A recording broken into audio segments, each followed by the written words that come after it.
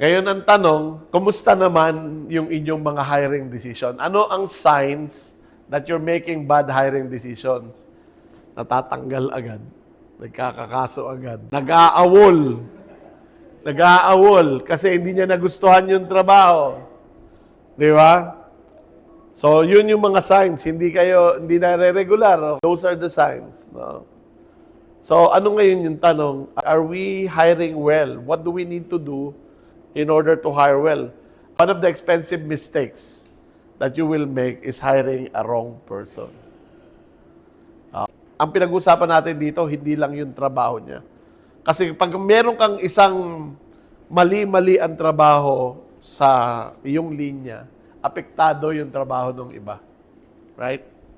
So the question that I have for you now is, kumusta naman yung ating hiring decision-making process? Meron ako itatanong sa inyo. Okay? Anong number one reason why you want to let go of the person? Is it a lack of knowledge? Is it the lack of skill? Or negative attitude?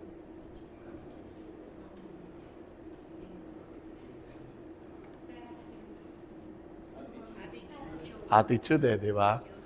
Oo, hindi yun may screen ng technical questionnaire. So you have to also learn to screen candidates for the right attitude, di ba?